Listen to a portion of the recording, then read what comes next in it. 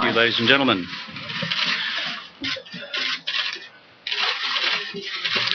Let me make some remarks before I turn to the Deputy Prime Minister, Anthony Albanese. In 2007, the Australian people elected me to be their Prime Minister. That is a task that I resume today with humility, with honour, and with an important sense of energy and purpose. In recent years, politics has failed the Australian people. There's just been too much negativity all round. There's been an erosion of trust. Negative, destructive personal politics has done much to bring dishonour to our Parliament, but done nothing to address the urgent challenges facing our nation, our communities, our families. In fact, it's been holding our country back. And all this must stop. And with all my heart, that is the purpose I intend to pursue through the office of Prime Minister. I want to pause to acknowledge the achievements of my predecessor, Julia Gillard. She is a woman of extraordinary intelligence, of great strength and great energy. All of you here in the National Press Gallery and across the nation would recognise those formidable attributes in her. And I know them, having worked with her closely for some years. Also, Julia, as Prime Minister and prior to that as Deputy Prime Minister, has achieved much under the difficult circumstances of a minority government. And in doing so, she has been helped by a group of dedicated ministers and members of Parliament whose contribution I also wish to acknowledge. In Julia's case, let me say this. Were it not for Julia, we would not have a Fair Work Act. If it were not for Julia, we would not have a national scheme which ensures that the literacy and numeracy performance of every Australian school is tested regularly and that interventions occur to lift those students who are doing poorly. She has been a remarkable reformer, and I acknowledge those contributions, again formally this evening. I also wish to recognise the contribution of the Deputy Prime Minister, as he has been, Wayne Swan, with whom I've also worked intimately, in fact over several years, working in the trenches day in, day out, night in, night out, here in Canberra, working together to prevent this country from rolling into the global economic recession and avoiding mass unemployment. So Wayne, whatever our differences have been, I acknowledge your contribution here as part of that team which kept us out of a global catastrophe. The question many of you will understandably be asking is, why am I taking on this challenge? For me, it's pretty basic, it's pretty clear. I simply do not have it in my nature to stand idly by and to allow an Abbott government to come to power in this country by default. I've known Mr. Abbott for 15 years, since I was elected to this place the first time. I recognise his strengths. I also recognise, however, that Mr. Abbott is a man steeped in the power of negative politics. And he's formidable at negative politics. But I see no evidence of a real positive plan for our country's future.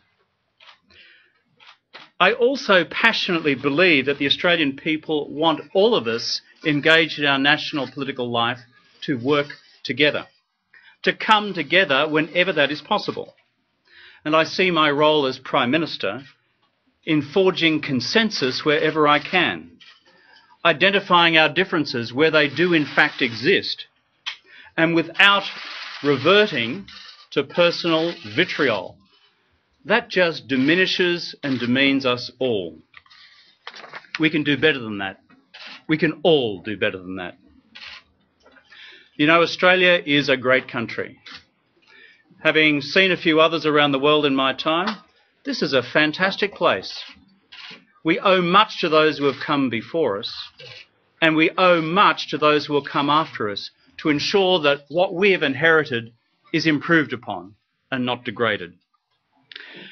But you know something? We have a great future, but that future is not guaranteed. As I've said once before, here in Australia we've got to make our own luck. And we can, we're good at it. And if we work at it, we can actually bring our future home securely. In recent times I've been thinking a lot about the state of the global economy.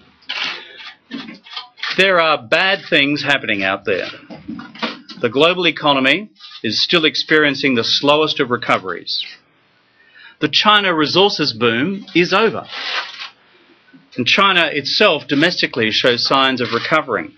And when China represents such a large slice of Australia's own economy, our jobs, and the opportunities for raising our living standards, the time has come for us to adjust to the new challenges.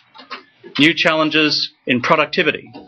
New challenges also in the diversification of our economy. New opportunities for what we do with processed foods and agriculture, in the services sector, and also in manufacturing. I've never changed my script or my belief. I never want to be Prime Minister of a country which doesn't make things anymore. There's a big future for Australian manufacturing under this government. Looking at our global economic circumstances, therefore, we have tough decisions ahead on the future of our economy. This means having a government that looks at growing the size of our economic pie as well as how it's distributed. And let me say this to Australian business. I want to work closely with you. I've worked with you closely in the past, particularly during the GFC. And there are some white-knuckle moments there, as the heads of the major banks will remember. But we came through because we worked together.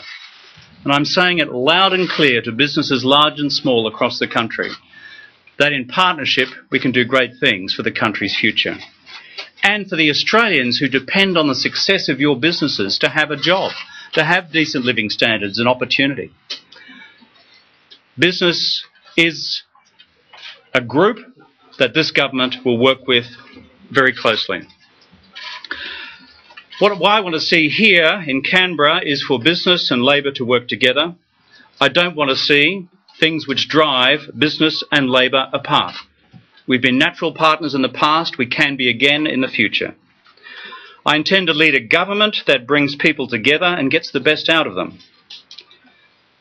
Before I conclude, let me just say a word or two to young Australians.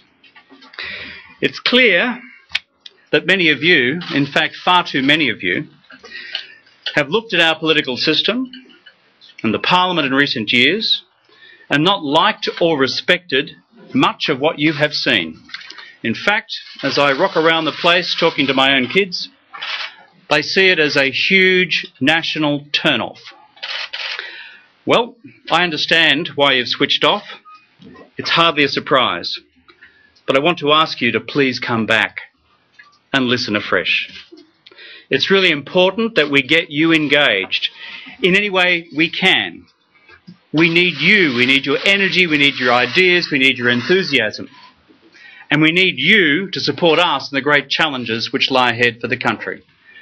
And with your energy, we can start cooking with gas. The challenges are great, but if we're positive and if we come together as a nation, we can overcome each and every one of them.